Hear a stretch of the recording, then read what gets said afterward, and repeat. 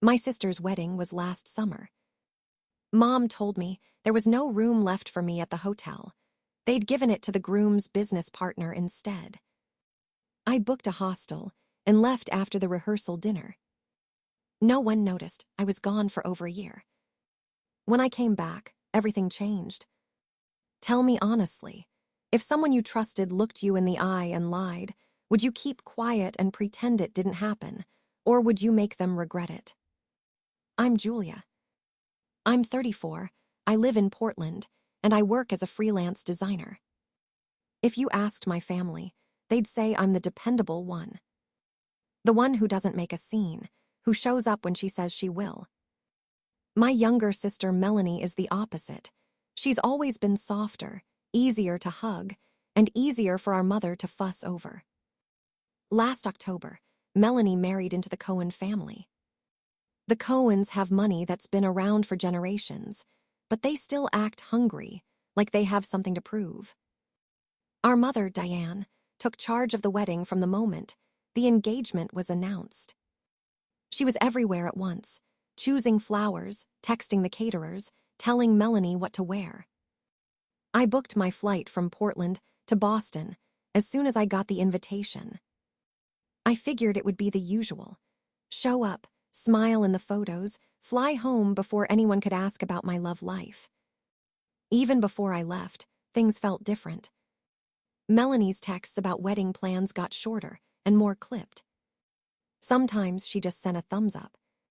When I emailed to confirm my hotel room and dress code, nobody answered. I told myself it was wedding chaos, that these things happen. I tried not to think about it as I packed my suit bag. I bought a new dress, something I knew my mother would approve of, navy blue, not too tight. I called Melanie from the airport, but she didn't pick up. Landing in Boston, I took a cab to the hotel. The desk clerk had to check twice before he found my reservation. I waited in the lobby for an hour before my mother came down, already breathless and distracted. She hugged me quickly, told me I looked well, then rushed off to a meeting with the florist. I went upstairs alone. Looking back now, all of it seems obvious, but at the time I just thought I was tired.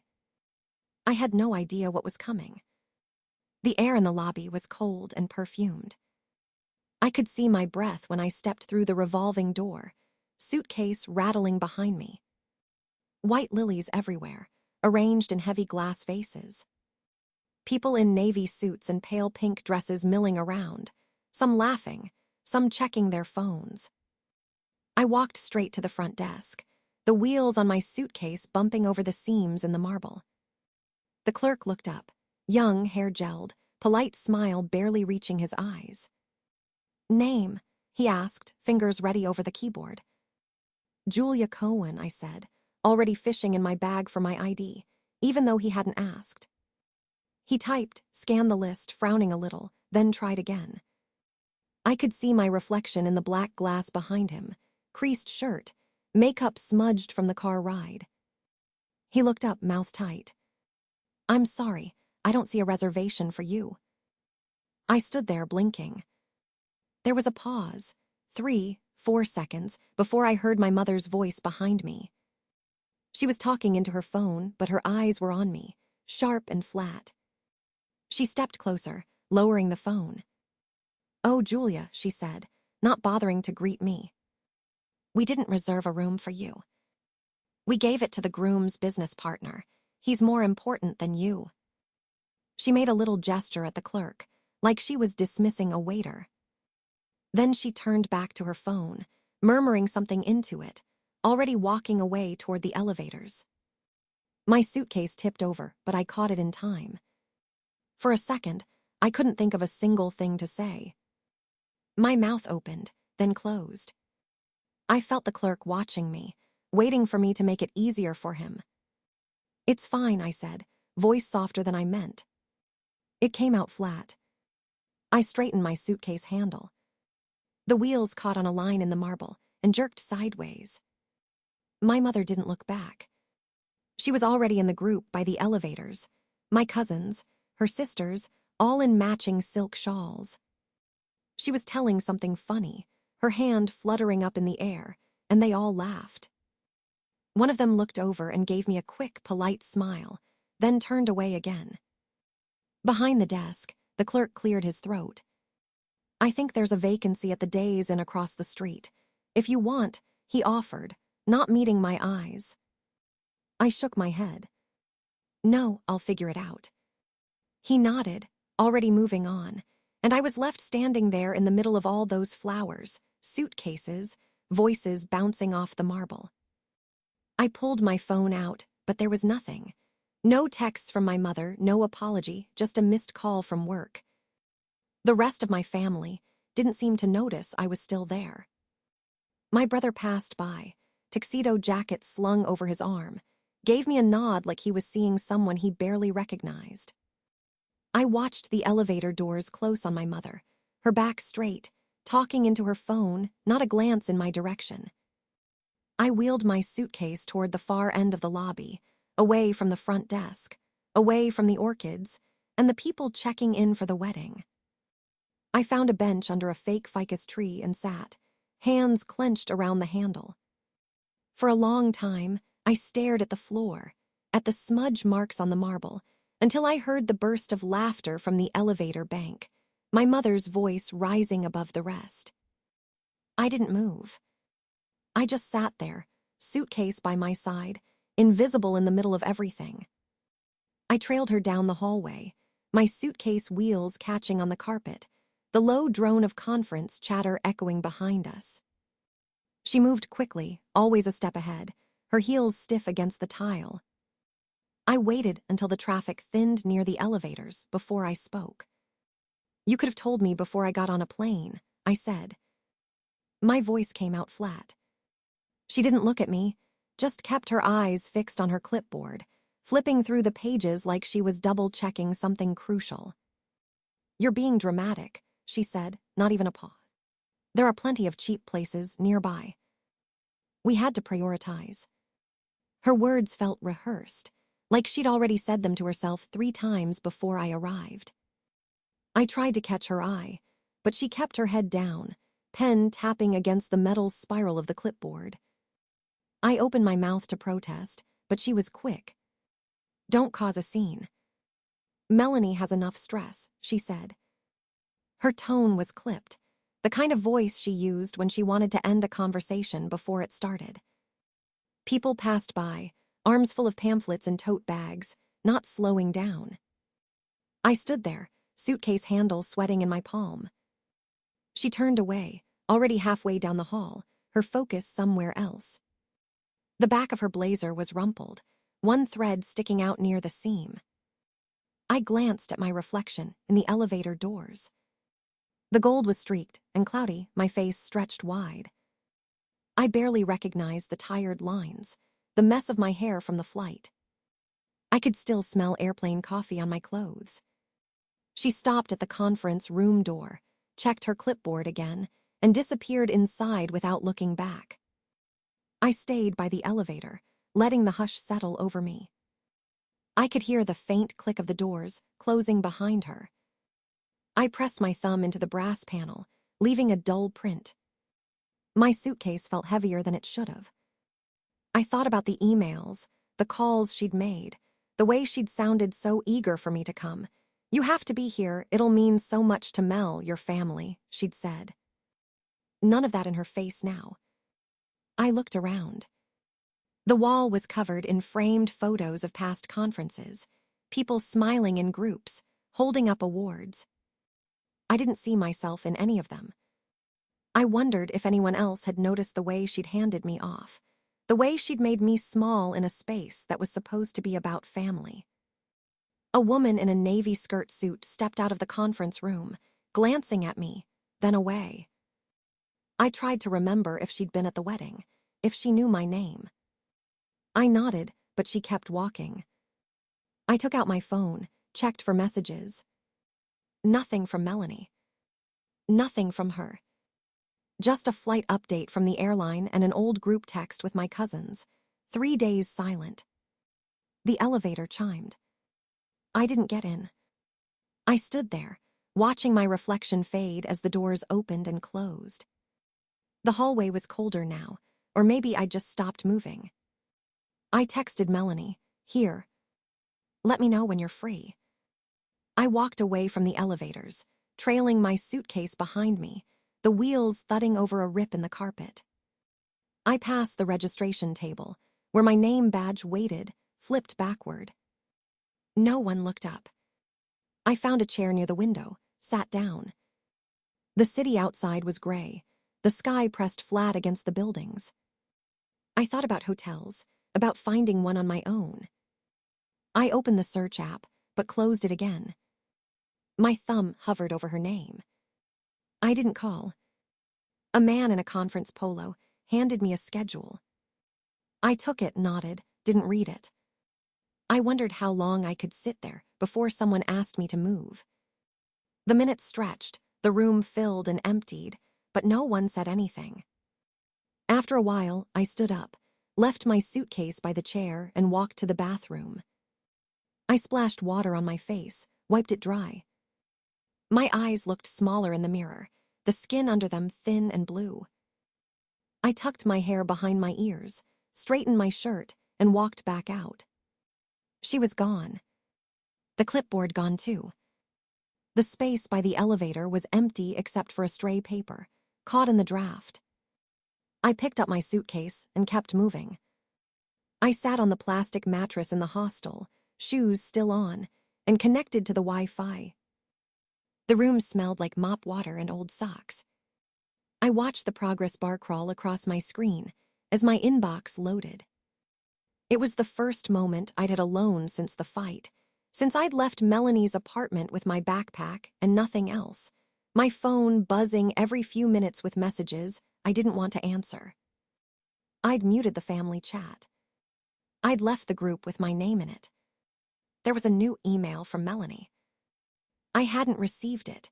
It was forwarded to me by accident from one of my mom's old friends, who must have selected the wrong Megan in her address book. The greeting was chipper. "Dear family and friends, we're so excited to celebrate with you." There were links to the hotel, the dress code, pastels, please, no black, and a color-coded spreadsheet attached. I downloaded it and opened it. The formatting was neat, my mother's work, not Melanie's. I recognized the font and the way she liked to bold the headers. There was a list of room assignments for the wedding weekend. Each row had the guest's initials, room number, check-in date, and a note. "Welcome basket delivered. Needs early check-in. Vegan breakfast." My aunt and uncle were right at the top, next to their suite. Melanie's initials were there, next to bride penthouse. My mom and dad were on the next line. My brother-in-law's parents and his brother, then some old family friends I hadn't seen in years. I kept scrolling, looking for my initials. Sometimes my mom used Meg, sometimes Megan. Sometimes just M, there was nothing. Halfway down, I saw a row that used to have my name. The cell was blank, but in the guest column it now read, "Groom's business partner VIP." The note said, "Arrives Thursday." Basket, gluten-free. I knew who that was. I'd met him once, at an office Christmas party. He was nice enough, but he wasn't family. I closed my eyes. I felt the heat rising in my face, but I didn't make a sound. I just reread the row again. Then I scrolled further down to the footnotes. There was a new line, written in my mother's voice. She always used parentheses like she was whispering. "Family rooms reserved for immediate relatives only." I went to the siblings section. There was only one name under it, the groom's brother. I wasn't on the list. No mention of me, or my room, or even a guest count for me. I thought about the conversation we'd had the night before, when Melanie said it would be too crowded if I stayed at the house. I thought maybe she was stressed. I thought maybe she'd get over it, or that my mother would smooth things over. But here it was in a spreadsheet. I had been cut. There was a group message thread embedded at the top of the email, forwarded by accident, where my mother wrote, "Let's keep things simple, just immediate family for the rooms." Megan can make her own arrangements. Someone replied with a thumbs up emoji. That was it. I didn't reply. I didn't forward it to anyone. I sat there on the lumpy mattress, the hostel door rattling when someone walked by, and watched the cursor blink in the search bar. I searched my name again. Nothing. No note, no explanation, just an empty cell and a VIP guest taking my place. It was so obvious. They'd planned this. It wasn't a mistake. I closed my laptop and lay back on the bed, staring at the water stains on the ceiling. I listened to the faint sound of someone laughing down the hall, maybe 2 doors over. I didn't cry. I just counted the breaths until I couldn't feel my hands anymore. I walked for at least an hour after I left the hotel. I didn't check the time. I kept my phone in my bag, switched off, so it wouldn't buzz in my pocket. The city was starting to get dark. People were moving toward the restaurants, the bars. I passed by couples in clean clothes, families with shopping bags, groups laughing at crosswalks. Nobody looked at me. I watched them go by and felt outside of everything. It was early summer, the air still warm, but I pulled my cardigan tight anyway. I ducked into a coffee shop that looked empty. The barista was wiping down a counter, her hair pulled back tight.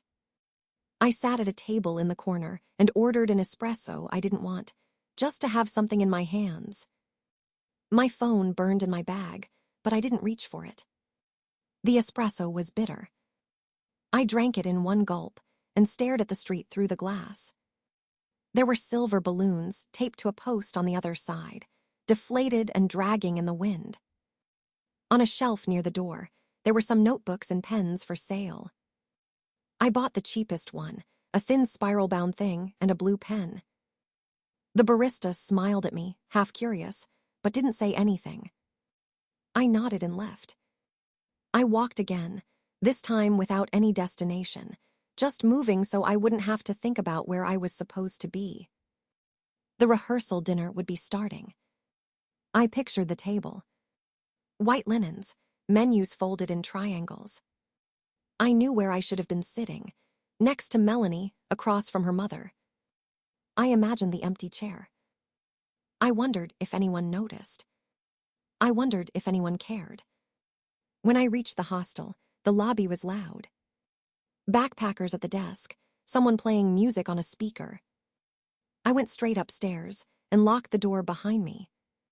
The room was small, 2 bunks, one empty, the other stacked with my suitcase and a stranger's bag. I sat on the edge of my bed. My hands were shaking, not from cold, but I kept them still in my lap. I took the notebook out of the bag and opened to the first page. I wrote 2 lines. Erased. Uninvited. I stared at the words for a long time, the ink already smudging. I didn't write anything else. I closed the notebook and slid it under my pillow. My suitcase sat open at the foot of the bed. I dug through it, past the dress I'd ironed for the dinner, the shoes I'd polished. At the bottom was Melanie's handkerchief.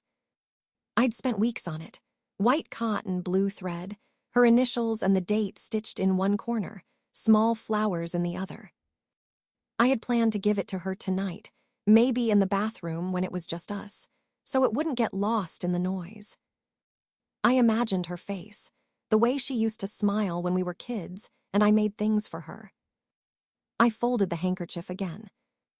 I put it back at the very bottom, underneath everything. I didn't want to see it.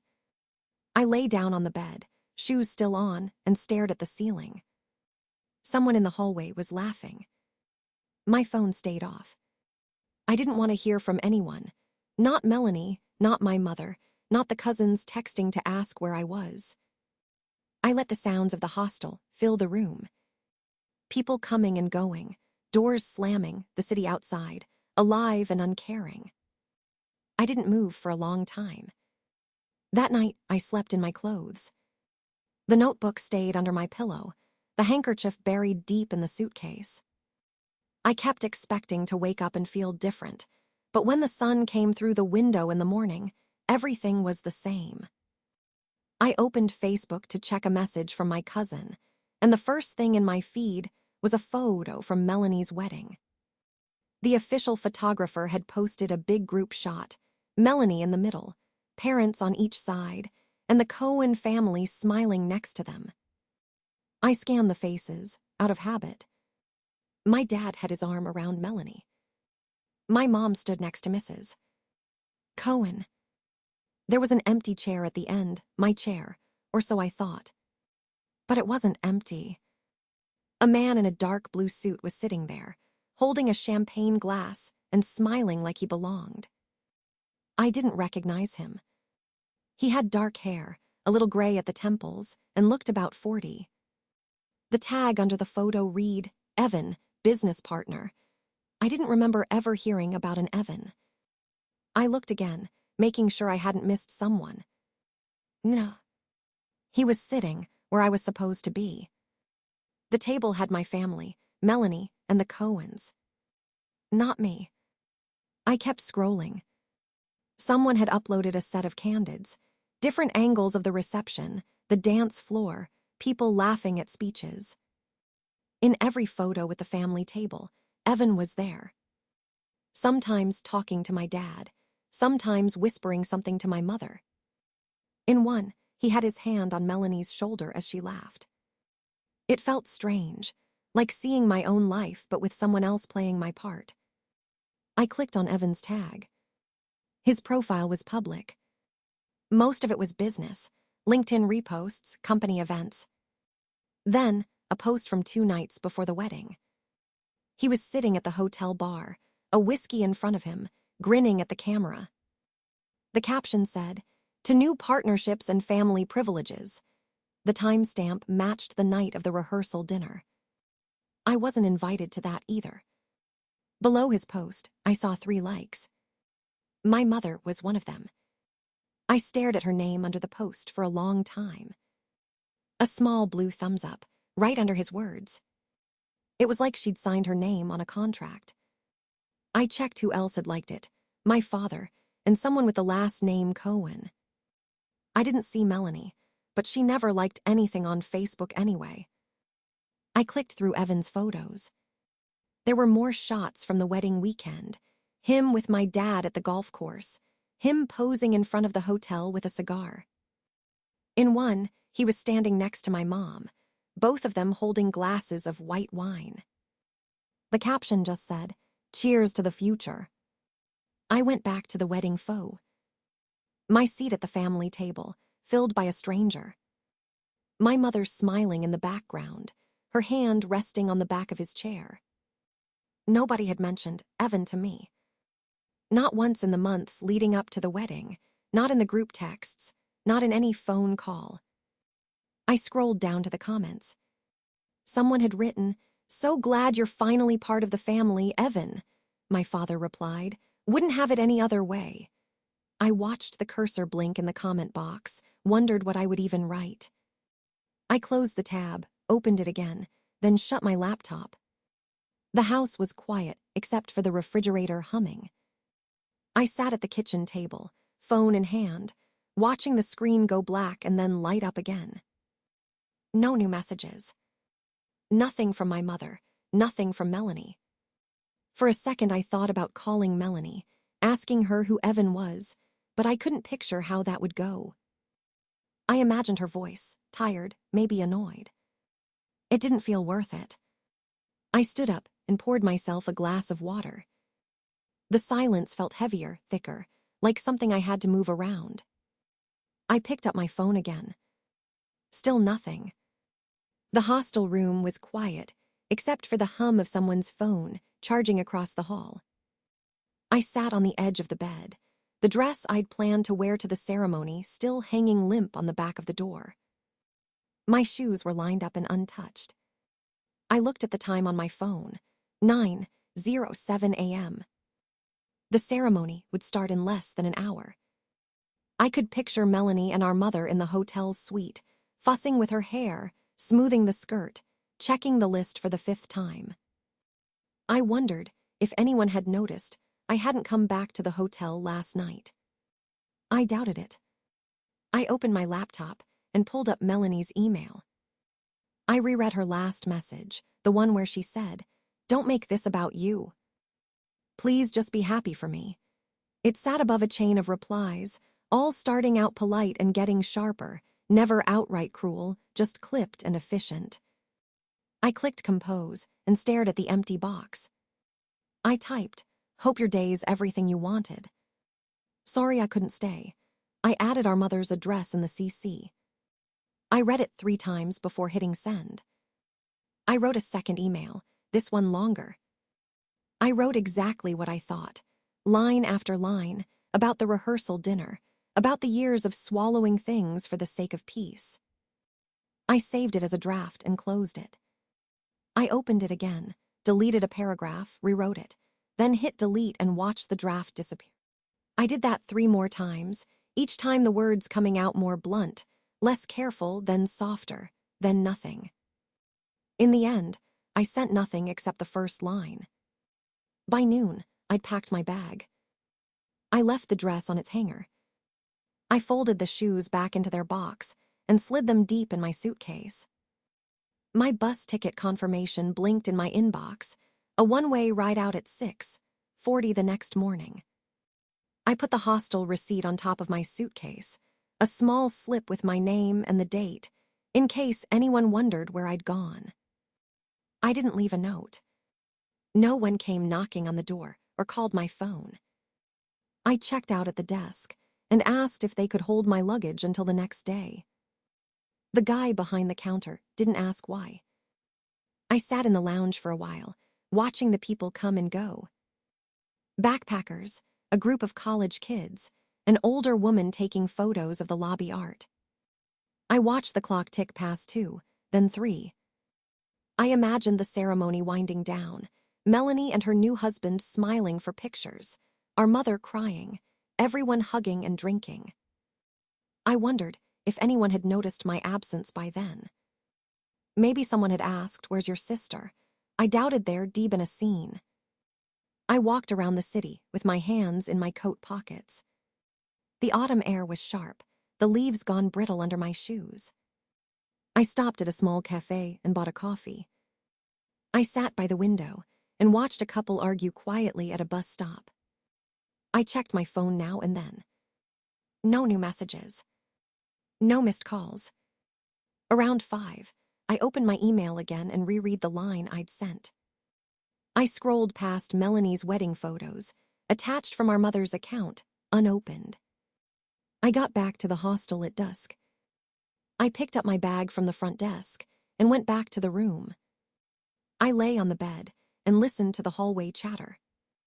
I thought about the ceremony, the reception, the family photos, my empty place in each shot. I could see myself standing just out of frame, invisible and silent. I set my alarm for 5 a.m. and closed my eyes. The city noise faded to a low hum. My phone stayed dark on the nightstand. Boston looked smaller than I remembered. The airport was the same, but quieter, or maybe I'd changed. I'd only packed 2 bags. I rented a car and drove into the city. The sky was gray, not cold, just flat and ordinary. I checked into a hotel near the Common. I didn't call anyone. The event was at a glass-walled co-working space in the seaport.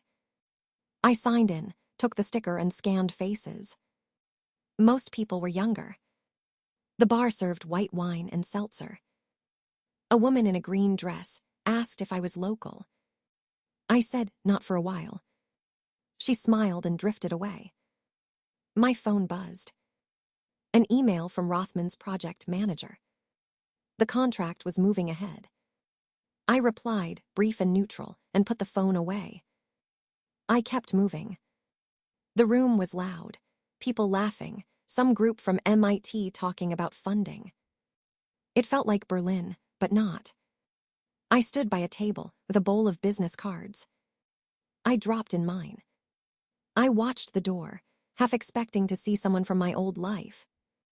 I didn't at first. Then Evan walked in. He looked the same, except his hair was shorter. He wore a suit, which he never did before. He scanned the room, stopped, and saw me. He blinked. For a second, he seemed about to turn away. I didn't move. He walked over, slow, almost cautious. "Nora," he said.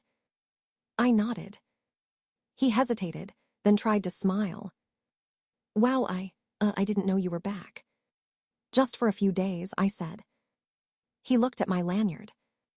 "Rothman Group, huh?" I took a sip of wine. "Yeah." He shifted his weight. "You work for them now." "I own a consultancy," I said. "We just signed with Rothman." He stared at me, then looked down. "That's big."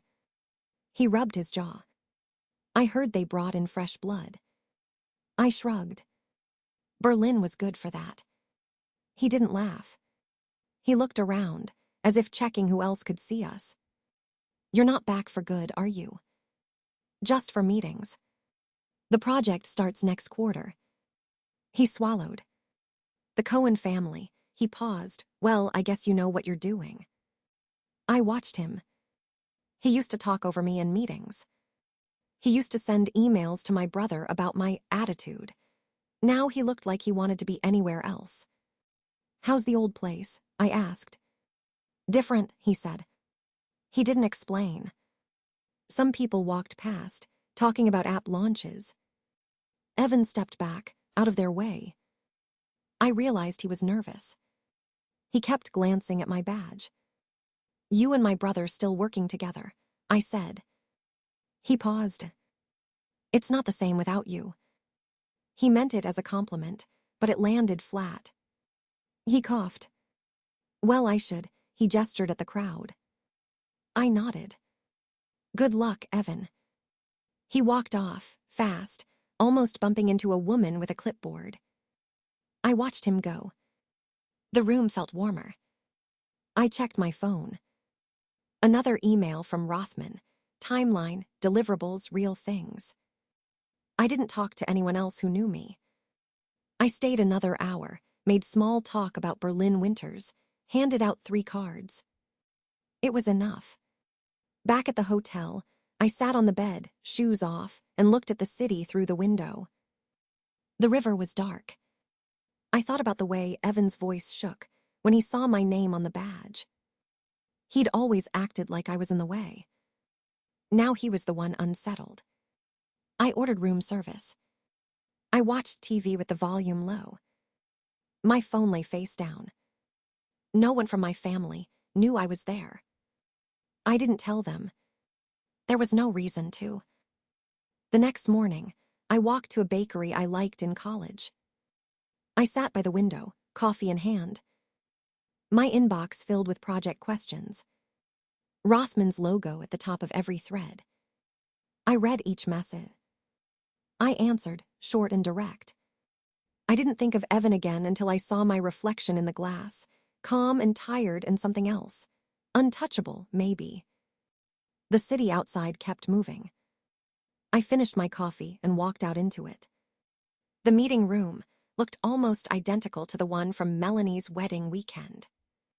Same faded carpet, same glass water pitchers, even the same fake flower arrangement in the corner. I got there early. The hotel coordinator unlocked the door for me and asked if I needed anything else. I told her no, just coffee and some extra chairs. She nodded and left. I set up the projector and arranged the handouts. I could see through the glass wall into the hall. The room was quiet, except for the faint sound of vacuuming on another floor. It felt strange to be there, not as a guest or a bridesmaid, but as the one in charge. I had checked the RSVP list 3 times. Rothman's regional team would be there. 3 journalists from the local paper and a business blog. No one from my family. I hadn't invited them. But the event was public on my LinkedIn, easy to find if anyone looked. I checked my phone for messages. Nothing from my mother or Melanie. Just a calendar reminder and a text from Jessica, my friend from HR, wishing me luck. I typed back thanks, then put my phone away. People started trickling in around 9:50. The Rothman group came in together. Suits, laptops, polite nods. One of them asked if he should sit near the front. I said anywhere was fine. The journalists arrived last, carrying notepads and coffee cups. I handed out press kits. I could feel their curiosity, but they kept it professional. I opened the meeting right on time. No small talk, just a welcome and a quick outline of the new product's features. I kept my voice even. I clicked through the slides, explained the development process, fielded a few questions about pricing and distribution. The Rothman team paid close attention. The journalists scribbled notes. No one mentioned my family. No one asked about Melanie or why I'd chosen this hotel. One of the reporters asked about our hiring practices, and I outlined our diversity plan. Another asked if the product would be manufactured locally. I gave the standard answer. I noticed one of the Rothman managers exchange a glance with her colleague. It was the same manager who'd complimented Melanie's wedding dress in the lobby months ago. She didn't recognize me, or if she did, she didn't show it. After the Q&A, I wrapped up. I thanked everyone for coming and said I'd be available for follow-ups. The journalists packed up. The Rothman people lingered to shake my hand. One of them asked if we planned to expand the partnership. I said we'd discuss it in our next call. When the room emptied out, I sat for a moment in the quiet. I watched the last journalist leave, notebook tucked under her arm. I poured myself a cup of the hotel coffee, which tasted burnt and thin. I took a few sips and stared at the window. I knew Melanie would see the post on LinkedIn. She still checked my page sometimes. I could tell from the profile views. I hadn't tagged her, but the venue and event name were obvious. So was the photo someone took of me standing at the head of the table, speaking in front of the Rothman team. I uploaded it to the company page before I left. I kept the caption neutral, thanks to Rothman for a productive session at Hotel Rosedale. Excited for what's next. I left the empty meeting room, handed the badge back to the coordinator, and walked past the ballroom where Melanie's wedding photos still hung in the promotional display case. I paused for a second but didn't stop. I didn't need to see her face on the poster again. I knew she'd see mine soon enough. Back in the parking lot, I unlocked my car. My phone buzzed, a LinkedIn notification. Someone from Melanie's old PR job had liked the event post. I drove away before I could check who else had viewed it. The sun was high and bright. I turned up the AC and let the hotel disappear in the rearview mirror. The agency conference room was packed. I stood at the front, holding the remote, with the Rothman team seated along the side and a few journalists clustered by the coffee station. There was a low hum of chatter as the campaign logo looped on the projector. I waited for the last stragglers to settle, then clicked to a slide showing early analytics. I spoke evenly, sticking to the script I'd practiced all week. We're expecting an 18% lift in engagement by Q2. I pointed out the headline stats, answered a question about ad targeting. Evan hovered near the door with his phone, glancing up every few seconds. He looked paler than usual. Halfway through a rundown of the audience segmentation, the door at the back slid open. I didn't look up right away, but the room shifted. Someone whispered, chairs scraped. I glanced over and saw Melanie first, standing stiff in a navy dress. My mother was right behind her, in a pale suit she wore to every important event. Both of them stared straight at me. Evan mouthed something and stepped aside. I kept talking, moving to the next slide. There was a pause as the chart loaded, and I caught Melanie's eyes. She didn't blink. My mother's mouth was set in a line I recognized from childhood, her neutral face, the one she wore at funerals and board meetings. I nodded at them just once and went on. Our new messaging pivots on authenticity. I gestured to the video wall, where my name appeared under campaign director. The Rothman rep smiled from his seat. People murmured. One of the journalists started typing faster. Melanie's jaw twitched. I saw her glance at my mother, who was gripping her purse so tightly her knuckles were white. Neither of them sat down. They stayed at the back, almost behind the frosted glass, half in shadow. Evan tried to catch my attention, but I ignored him. A question came from the client. Will this approach outpace Cohen's numbers? I answered without looking at my notes. We're already trending higher in pre-launch surveys, and our influencer partnerships close the gap. I pointed at the data, feeling my hands steady. This was the moment I'd been working toward, and they were here, seeing it. Melanie leaned in and whispered something to my mother. My mother's face didn't move at all, but she looked smaller somehow. I clicked to the final slide, a list of projected outcomes, my name at the bottom as campaign lead. There was polite applause. The Rothman exec stood and thanked me. People started to gather their things. The journalists moved closer, asking about next steps. I shook hands, smiled, kept my voice calm. When I finally looked up again, Melanie and my mother were still there. My mother's face had gone completely blank, like she was looking through me. Melanie looked angry, but it was a cold kind of anger, more calculation than heat. Evan hovered nearby, his phone buzzing again. I could see the press release going live on the big screen behind him, my name right at the top. I gathered my papers and walked over. Melanie stepped forward first. So this is what you've been working on, she said. I nodded. My mother said nothing. She just stared at the media wall, at my name. She didn't even look at me. Melanie took her arm, but my mother didn't move. You didn't tell us, Melanie said. I kept my voice level. No one asked. There was a silence, sharp and heavy, as the room emptied behind us. My mother's face stayed blank. She let Melanie lead her out, not saying a word. Evan watched them go, then turned to me. I waited for him to speak, but he just looked tired. I stacked my papers, took a steady breath, and left the room. My name was still on the wall. The applause echoed in my ears. My phone buzzed on the kitchen counter after midnight. I was pouring water, watching the clock tick toward 1. The first message was from Melanie. Why didn't you tell us? The second came a minute later. Are you trying to embarrass us?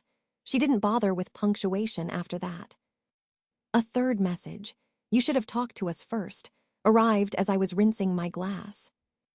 I left the phone face down for a while. The screen kept lighting up, casting a blue glow on the countertop. I let it sit. When I picked it up again, there were 6 messages. Melanie's tone had shifted. She asked if I was okay, then accused me of making things harder on everyone. The last one just said, call me. I scrolled up, reread the first message, and took a screenshot. I kept going, screenshot after screenshot, until every message was saved. I opened my laptop and created a new folder. I called it Family Correspondence. I dragged the screenshots into it. I didn't reply. Around 2, my email pinged. It was from my mother. Subject, family. No greeting, just a single line. This isn't how family acts. I stared at it. The font was set to something soft and rounded, the default from her tablet. I took a screenshot, added it to the folder. I heard rain against the window. I went to the sink and watched the parking lot, empty except for one car under the streetlight. I thought about calling Melanie. I made a list in my head of what I'd say if I did. I told the truth. I didn't break anything. I just stopped covering for you. The next morning, there was another email. This time from Evan. The subject line was all uppercase. Urgent, let's talk. He wrote 2 sentences. Can we meet privately? I need to clear some things up. He signed it with just his initials, something he never did before. I read it twice, then flagged it. I didn't answer right away. Instead, I opened the family correspondence folder and checked the timestamps. They looked like a pattern, midnight 1, 2, 3. Each message a notch in the story. I left my phone on silent. Around 10, Melanie called. I let it ring out. She left a voicemail. You need to call me. This has gone too far. Her voice sounded flat, almost tired. I deleted the voicemail without listening to the rest. I kept waiting for anger to hit, or guilt. Instead, I felt like I was watching something from behind glass. I made coffee, checked my email again. My mother hadn't written back. Evan's message sat unread, bolded at the top of my inbox. I went for a walk. It was still raining, but softer. I walked past Melanie's old apartment, the one she left after graduation. The curtains were gone, replaced with blinds. I kept going. When I got home, I sat at my desk and wrote down a timeline. When the first message came, what each one said. I didn't know why. It felt like building a case, or maybe just remembering things right. I saved the document next to the screenshots. After lunch, Melanie texted again. Please just talk to me. Don't do this. I didn't answer. I read Evan's email one more time. Can we meet privately? I need to clear some things up. I thought about replying. I thought about deleting it. I did neither. Late that afternoon, the sky cleared. I opened a window. My phone buzzed again. No new messages, just a calendar reminder I'd set weeks ago. Family dinner, Saturday. I dismissed it. I sat for a while, listening to the street below, the sound of a bus braking, people talking. I waited for something to feel different. Nothing did. I made a cup of tea, folded laundry, checked my messages one last time. I closed my laptop and turned off my phone. I didn't want to hear anything else tonight. I sat in the third row, hands folded over my notes, eyes on the podium. Bright lights cut across the hotel conference room. The Cohen campaign had called this press event to announce a new youth outreach initiative. I was there for the Rothman team, my new employer. I wore a navy suit, no jewelry except my old wedding band, which I hadn't thought about until that morning. I kept it on out of habit. Evan stood beside the mayoral candidate, smiling into the cameras. He looked even more polished than usual, hair perfect, suit crisp.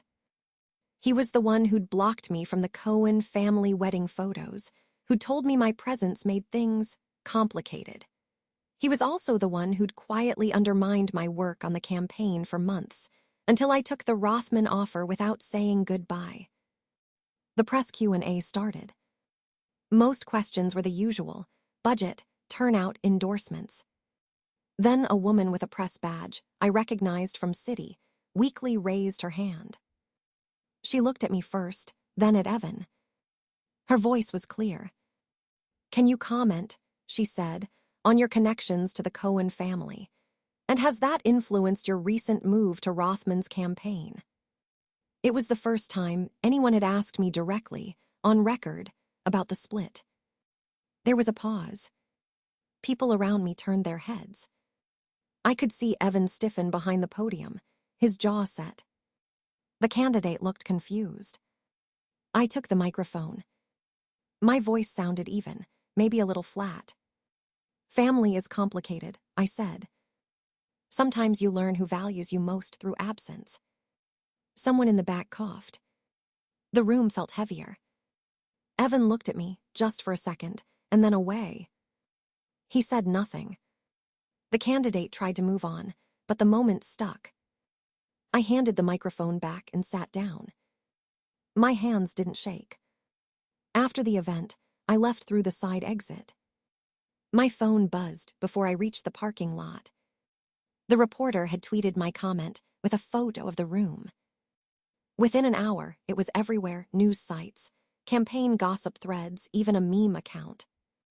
The headline was always the same: family is complicated. That night, Rothman's campaign manager called me.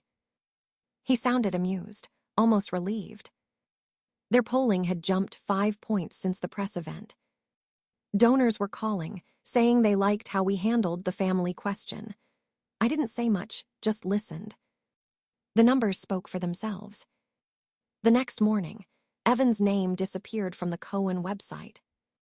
The staff directory listed a new lead partner, someone I'd trained a year ago. No press release. No statement. Just gone. I heard from a mutual friend that Evan had been reassigned to a smaller portfolio, no longer involved with public-facing events. The family didn't mention his name at the next fundraiser. People talked about the Rothman surge, about how quickly things could change in politics. I kept my head down. I answered emails, wrote talking points, went home before dark. I didn't speak to Evan. I didn't need to. The irony wasn't lost on anyone who'd paid attention. The man who'd told me I was too close to the family for comfort lost his own seat at their table, publicly, quietly, with no explanation. The same silence he'd used against me had turned back on him. Nobody said it out loud, but everyone knew. I didn't celebrate. I didn't feel much of anything. It was just a shift, the kind that happens in rooms like these, when someone finally says what everyone else is thinking. The rest takes care of itself.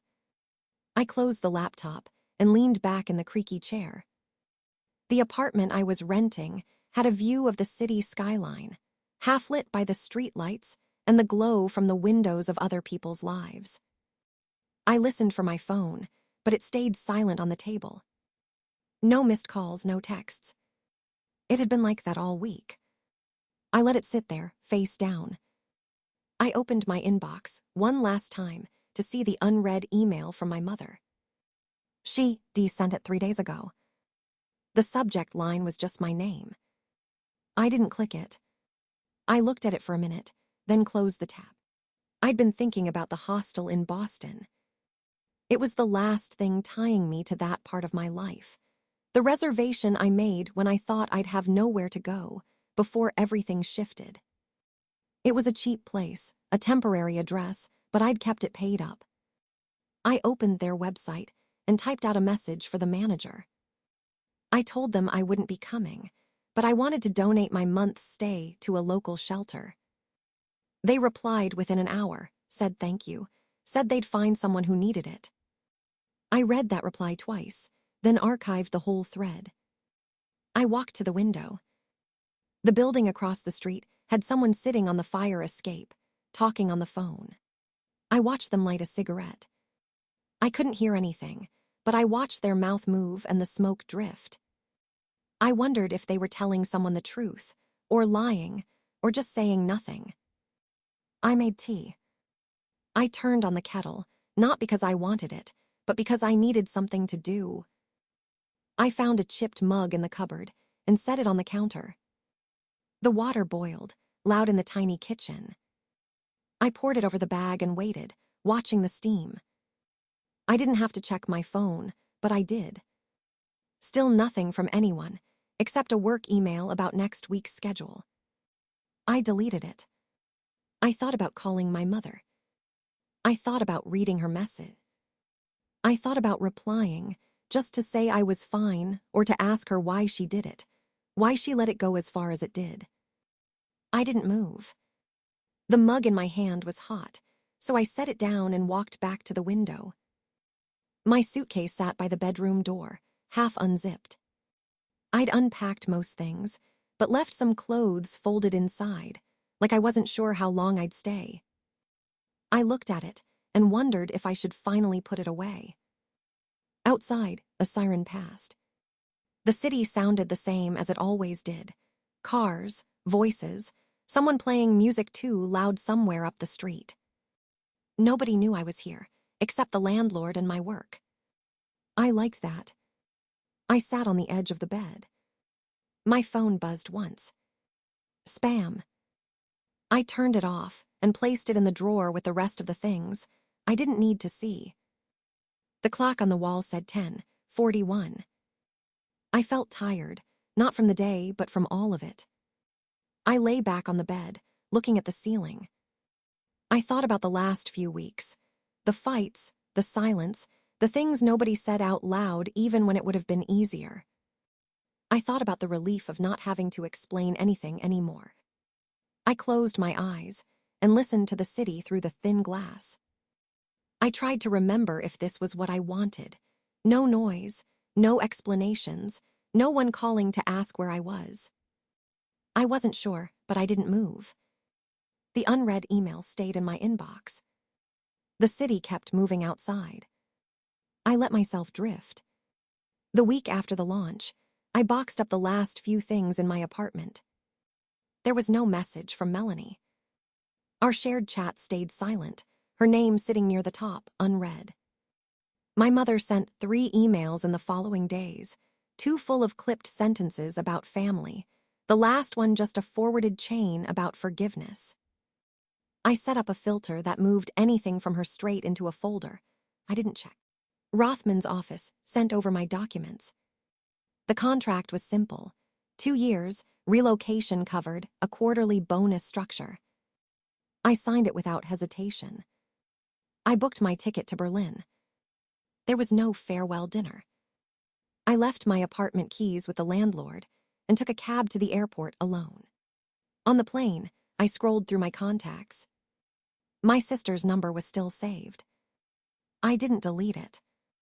I didn't text her either. The silence between us felt clean. Not like punishment, just space. I didn't have to keep explaining myself, or guess at what she wanted from me, or wait for her to decide if I deserved her loyalty. I had my own room, my own plans, and my own job. That was enough. In Berlin, I moved into a small flat with big windows and a quiet courtyard. The days turned into weeks, and then months. My mother's filtered emails went unopened. Melanie's face appeared sometimes when I checked social media, but I never clicked. I stopped waiting for apologies or explanations. The absence of my family was no longer sharp. It was a line I didn't cross, and they didn't either. That was what I had now. I kept going. 6 months passed. I kept my head down at the Rothman group, learned new names, took on projects, listened more than I spoke. I ate lunch by the window every day, always alone, watching the city change with the season. One morning, an envelope arrived at my apartment. Heavy cream paper, thick gold lettering, Cohen and Partners, my old company. I almost tossed it, thinking it was a holiday card sent late. Instead, I opened it at the kitchen counter, one hand steadying my coffee. Inside was an invitation to their restructuring celebration. Not a personal note, just the kind of glossy form letter they used for clients and press. The address line read, MS. Julia Winters, Senior Consultant, Rothman Group. They'd tracked my new title. I held it for a minute. The wording was careful, like whoever wrote it didn't quite want to say what had changed. The RSVP card was tucked inside, already stamped. I left it on the table while I took a shower, let it sit there with the rest of my unopened mail. That evening, I checked the RSVP box marked Regrets and walked to the mailbox. I didn't bother with a note or a return address. It felt like the last thing to do. No more emails, no more explanations. The next morning, I threw out the invitation. The kitchen looked cleaner for it. My phone didn't ring. No one followed up. I sat at my desk near the window and started my day, watching the city again, the same as always. The quiet didn't press in. It felt restful. Like a door had closed, soft, final, nothing left behind. My sister thought she could quietly erase me from my own family's life, and for a while, She almost did. I let her think she'd won, because I wanted to see how far she'd go. Looking back, I wonder if I should have confronted her sooner or just walked away and never looked back. Would you have come back to claim your seat, or would you have left the table for good? Maybe you've had a brother or sister push you out, or watched someone you love get written out by the people who are supposed to care most. What does real justice look like when it's your own blood? Is it better to fight for what's yours, or is it sometimes enough to let the truth come out on its own? If you've got a story like this, or an opinion about what I did, I'd like to hear it. I read every comment. If you want to hear more stories like this, subscribing and liking helps me keep going. If you know someone who's dealing with family betrayal, feel free to share. Maybe it'll help. So, where do you draw the line with family? Let me know what you would have done.